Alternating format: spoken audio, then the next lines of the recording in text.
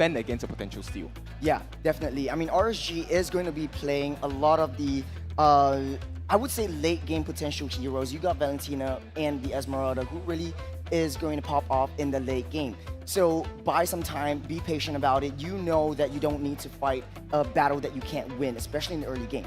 When it comes down to looking at Slate and RSG's lineup, understandably Esmeralda is going to be pretty sustainable and of course very tanky over to the later stages of the game. And the best way to really bring down the Esmeralda is to have a good amount of CCs as well as burst damage, which is something that Slate already have fulfilled, which is Kagura. And of course, Paquito, to a certain extent. If the Paquito plays over to the EXP lane, he's not exactly very bursty, he's more towards the sustainable side. However, if Paquito is played in the jungle, he can be very bursty. As such, there could be a very high probability that the Paquito is being pushed over to the jungle instead, and then Slate would either pick out either number 1, Uranus, in order to keep up to the momentum of Esmeralda, or number 2, pick up a Benedetta so that he will be able to out-rotate this Esmeralda whenever Esmeralda tries to split push. Yep, I definitely agree. I think mobility is going to be one of the strong points for RSG as well. So Slate needs to keep that in consideration. Having a Benedetta makes sense to me at this point. And of course, you know, okay, it's going to be a Baxia as well as a Matilda. Wow, okay. Yeah, I love this. I love the combo coming out from Slate Esports. Having the Baxia and having the Matilda, you give Baxia mobility. Baxia is a hero that doesn't have a dash or doesn't have an escape skill, but pair that up with a Matilda, you get in and out of fights easily, you gain a shield, and if Matilda buys a favor, you get additional heal. So you bring sustain into the match as well, into the plate as well. So what RSG is really lacking is the burst potential. You have a lot of crowd control capabilities, you do have the Valentina, but you're lacking a very, very strong burst capability. I don't know about you guys, but I think play it safe, go for the Clint, and play into the late game, play into your draft. I think RSG now has a very strong replay value, right? The amount of skills they can reuse in a short amount of time to create combos is really scary. That's one thing I noticed from the RSG SG lineup.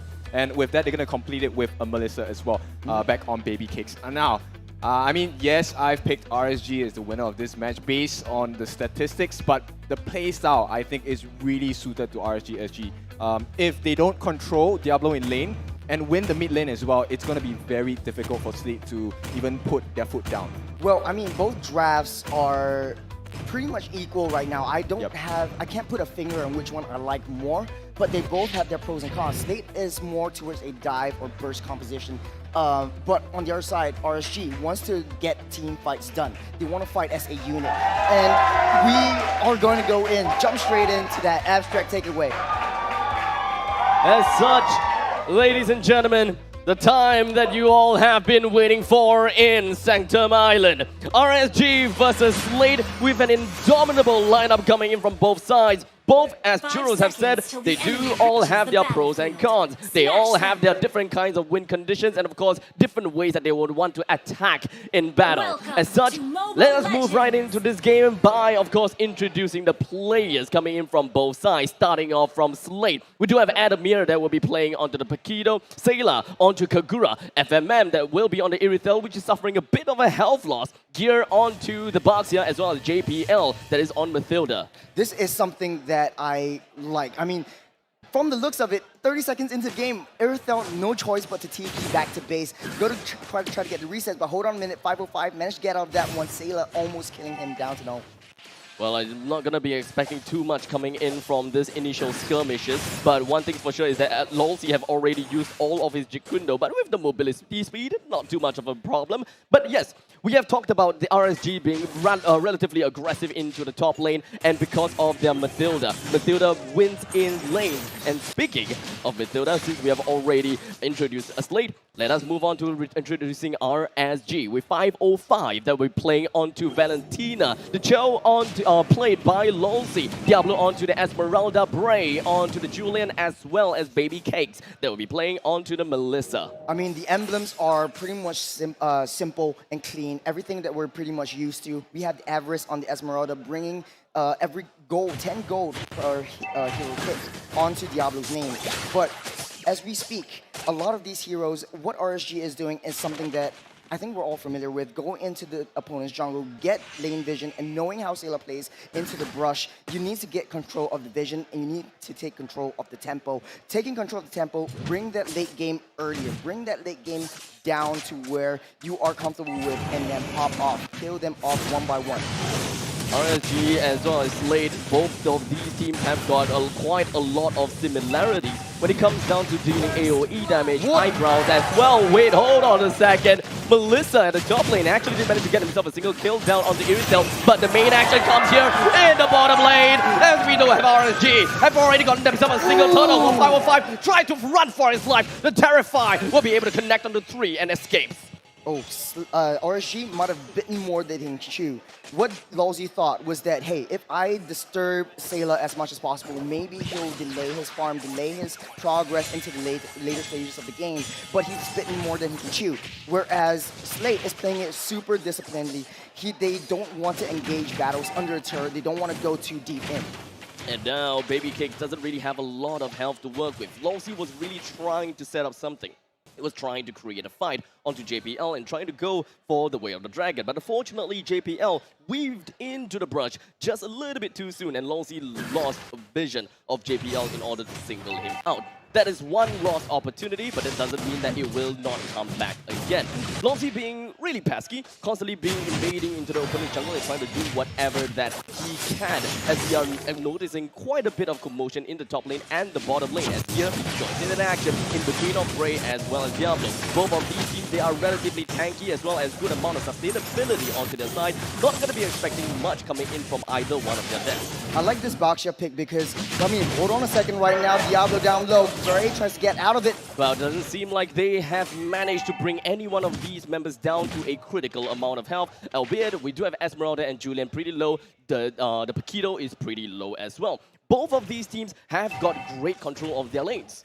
Oh, what I like about this Baxia pick, I didn't realize it until now, but Diablo is playing the Esmeralda, and it's going back to the classes, going back to basic textbook. You take the Baxia to delay or to decrease the amount of heals capability that comes out of Esmeralda, and being that, bring the Baxia in, you take Esmeralda and she's not as tanky anymore. The Esmeralda pick, he's not necessarily very tanky, but when it comes down to the later stages of the game, buying an Oracle and so on and so forth, I think that there will be some nuances that would help RSG work out with the sustainability. But we probably wouldn't want to look too much into the skirmishes and the fights. Perhaps we will be expecting to see Esmeralda being used into the street lane composition a little bit more. In the meantime, Seilah have already used the Yin Yang overturn, when of course the Circling Eagle connects the Way of Dragon, connects down on the JPL, singles him down right under the turret. And Seilah, he also just gonna be hit by the enhanced chain, putting gear into the front line. They smelt blood and they want to go for more. The hunt is on. If FMM continues the fight, FMM pounds us right in, as now we're gonna be looking at Lolsie just gonna be making his way right into the enemies of Diablo. Will be able to bring yet another burst of down. Here, Seilah, Adammir, one after another, they are gonna be taken down. After all said and done, RSG came up on top with the as well as a single leap. It does not necessarily get himself out of the grasp of a Hungry Joe. Around battles pretty efficiently. As such, I would believe that Kagura and Mathilda may play as bait as a couple of times in order to catch RSG completely off guard. That bait and switch strategy may very well be one of their gameplay. Yeah, and both teams do have a head-to-head kind of clash drafting going on right here, but we are going to go straight back into the game where RSG already taking down that mid and bottom lane turret. Slate Esports not taking any turrets at all. They do have a disadvantage right here in gold in 4K right now. No, one thing that I do want to point out as well is the fact that Bray has just picked up God itself. As such, this is going to be a relatively tanky RSG, pretty tanky Julian as well. So, the frontline of RSG, boy oh boy, may I just say they are really tanky. But when it comes down to damage, they do want to out-sustain a Slate. Because no matter how you look at it, JPL, yes, he can make a couple of defensive items, but it would not be as tanky as Bray, who is sustainable, not be as tanky as Lolsie, who does have more mobility skills. as well as the fact that Diablo does have a kit that allows him to be sustainable. As such, RSG, they just want to out-sustain their enemies. They want to be the one that survives in a battlefield longer than Slate. And this is a game of who can survive the longest. Let's take a look at the items real quick. Already RSG being 4K net worth up ahead of Slate Esports. Diablo already taking up 2 core items. Julian, like you said, buying defensive back. Hold on a second. Adammir in a spot of bother right there. As 505 flickers himself away out of the grasp of Seilah as well as Adammir right in the nick of time. Regardless of all of that, Slate did manage to use quite a bit of their ultimate. And in fact, speaking of ultimate, that is going to be connected on Lolsie, but Lolsie just pushes him his way right onto gear with a weight on dragon. He walks himself right to mother protection in order to get himself in safe and sound condition. Diablo pops the sprint, puts himself in face of FMM. He runs it through with the moonlight and stardust. And just going to be sprinkling into the face of FMM. The timing, did you guys see that? The purple buff just spawned up, blocking FMM's path out of any escape. Man, what was that? Okay, let's take a look into the replay real quick. JPL jumping in straight onto Lolsie. Lolsie bringing back and kicking gear into the palms of RSG.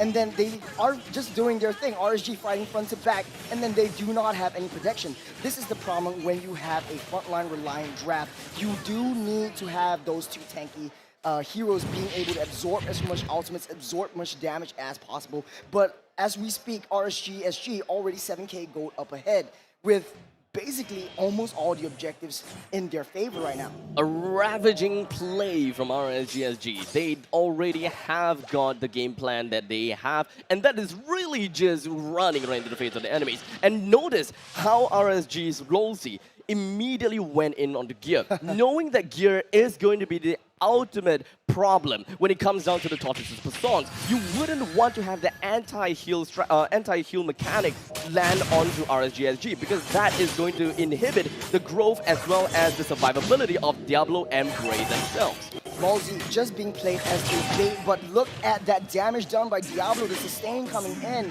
Adammir, nothing to do. Diablo tries to jump in with the Falling Star Moon. Adammir in the safety of his turret, nothing to do there, but gives enough time for Diablo to try to rotate up and to flank into that. But hold on a second, enhanced chain. It is going to be a lot of crowd control going on. The enhanced chain did manage to knock gear off board, but not necessarily enough for them to do anything else to him.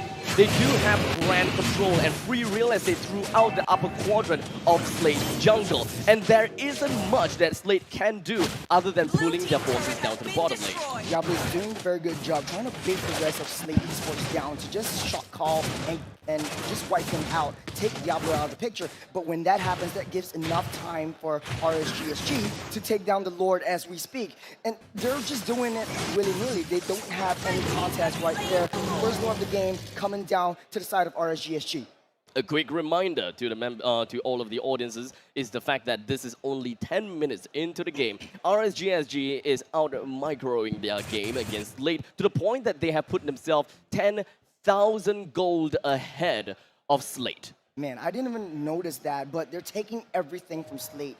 And Slate only has dealt a little bit of damage into the mid lane turret, but that's not enough. What they need to do is find a hay in a needle stack. I'm going to use that thing again. It's so difficult because the main damage is coming out from babycakes and 505 already. Lolsie is just baiting out any of the circling eagles coming up from JPL. That's why he's always staying in the front line. 505, there we see again the trifecta. 505, Lolsie, and babycakes always staying as a unit. BRAYYY there to back up, and Diablo over at the other corner. But hold on a second, killing spree goes on 505. babycakes unfortunately was not busted down by the hands of Seilah just yet, but because of the gold deficit, it makes it a lot more difficult. Adammir pops himself over to the back lines, brought down babycakes, and immediately retreated out of harm's way. But unfortunately, 505, he does have his mobility, but Adammir with a double of a punch, he got himself out of the way and made sure that 505 will not catch him, at least for now. We do have quite a lot of things going down to the bottom lane. 505 following Paquito all the way to the bottom lane, and this means that Valentina is no longer going to be in action and in the fight. This way, the Lord is a lot more easier for Slate to handle. That is a very, very disciplined and reserved playstyle coming in from RSG. came in with the Lord, take out all the tier 1, tier 2 turrets, and get out the way. You don't want to overstay your welcome right now because you know Slate's potential. As long as you have a Baksha, he's going to kill the minions in late game. But hold on a second here, Bray gets caught inside. Will he be able to get out? He does. I wasn't worried about that. I wasn't worried about that. I mean, he does have an enhanced sword. He does. And look at his health bar, buddy. It's really tough for Right, Slate. he's a tank Julian He anyway. is a tank, Julian, yes. But I gotta have to say, and I gotta have to commend Slate, is the fact that so far into the game, it just doesn't seem as though Slate is playing so far behind when it comes down to team fights, because they haven't died that much, right? Yes, they have died, and they have lost their lives a couple of times, but they don't show the disparity that much, because they know their own game plan. They know how much discipline that they can be, how far they can farm, and how much they can handle within their grasp. A very disciplined playstyle from RSGSG. They're not even going in. They're just keeping the waves into the side of Slate Esports' jungle.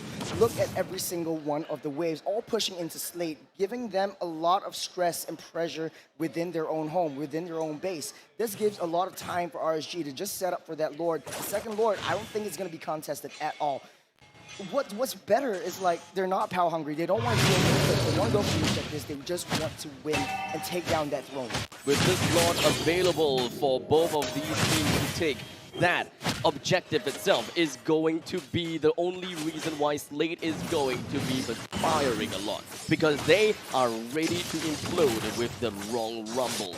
Once they throw their bodies over to RSG, try to steal this Lord, or try to overextend their lead by pushing the waves a little bit too much, that is going to be a premature defeat onto their end. But luckily for them, they are not really luckily for them, but because of the fact that they are, of course, a very prominent team, they know what they need to do. With the enhanced Lord marching down on the north side, all of RSGSG is trying to coagulate down bottom side, trying to lure all of Slate Esports members all the way to them, trying to start a fight. They don't want to try to engage on any fights. They want Slate to bait out all of their ultimates, especially JPL. Once JPL uses a certain eagle that pushes them back into that fight, there's nothing they can do. But hold on a second right here, Flicker goes down to JPL, almost missing. Adammir constantly trying to put his shoulders onto the side of RSG with a single charge coming in from the Trident-wielding Water Elemental Lord. He moves right in, destroys the first tier, destroys the inhibitor turret in the top lane, while RSG focuses all of their resources in the middle lane. Adammir takes a flicker, and he went straight in for the knockout punch, but unfortunately wasn't able to do quite much. JPL here, take him down, next is Seilah, FMM, he might be next, as Diablo is going to be pushing himself right into the Cork's range. He don't go down just yet, but the rest of RSG, they are pretty much still alive despite the fact not having BRAYYY. They still have the firepower. They still can do whatever that they can, but unfortunately they cannot underestimate the power of FMM as Lolsie and Bray, they focuses down the core. That was, what a play by RSG. What a play. So textbook, so disciplined, waiting for the engage under their turret, and Julian just slowly waiting for that right time to pop enhanced chain onto 3, might I add. This was such a textbook play. Good game to RSGSG. RSGSG, they really had their mic